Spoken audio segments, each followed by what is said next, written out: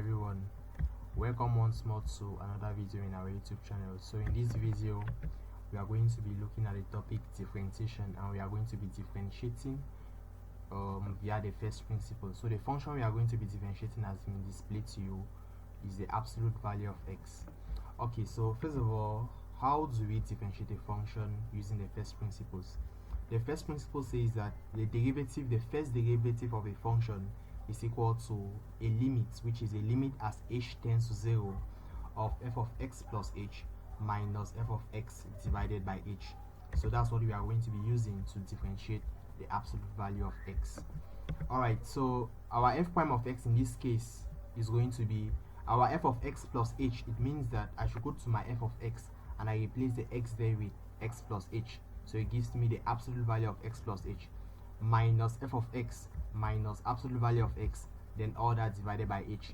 Okay, so from there what I'm going to do is that I'm going to multiply top and bottom by the I can say the conjugate of the numerator. So I multiply top and bottom by the absolute value of x plus h plus the absolute value of x.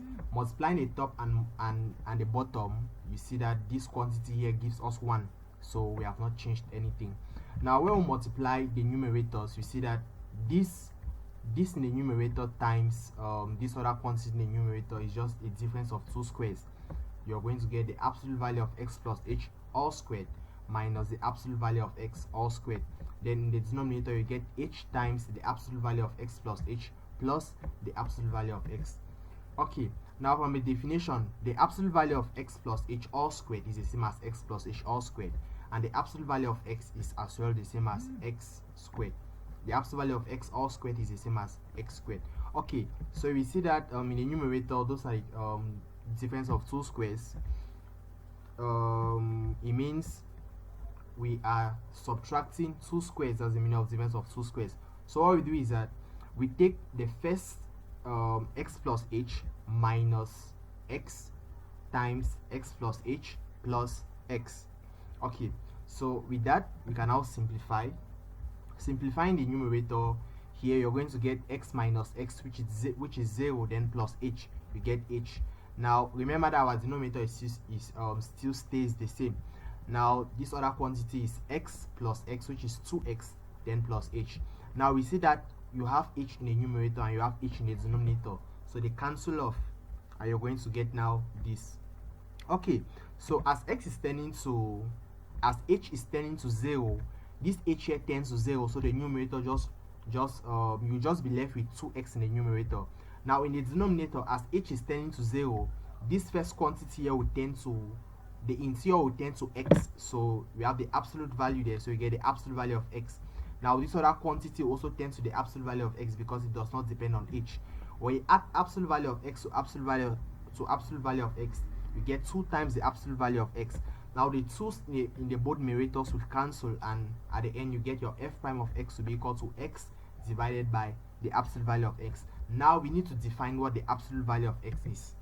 The absolute value of x is negative x if x is negative, and positive x if x is positive, or 0. So it means that our f prime of x will be equal to, in the place of when here I have x, now in the place of the absolute value of x, since I'm considering the case when it is less than 0, it means I'm going to replace the absolute value of x with the negative x. So this quantity here becomes negative x divided by x. Now when x is greater than 0, I'm not going to put the equality because my f prime of x here is x divided by the absolute value of x. The domain of definition is that x belongs to the set of real numbers excluding 0, because if I put 0 here, then the function will not exist, because it tells me that we are dividing by 0, because you have 0 divided by 0, which is an indeterminate form. That's why at the end we are going to see that the absolute value of x is not differentiable at 0, meaning that its derivative does not exist at x equals to 0.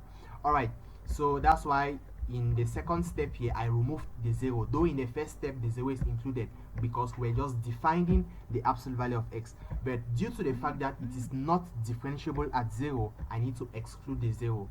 Now replacing the absolute value of x with positive x, it means that x is positive. So at the end here we have negative x on x, which is -1, and here we have x on x, which is 1. So it has two derivatives depending on where x lies. If x is negative, the derivative is -1. If x is positive, the derivative is +1. If x is 0, it is not defined. The derivative does not exist. Alright, so this is how we use the first principle to get the derivative of the absolute value of x.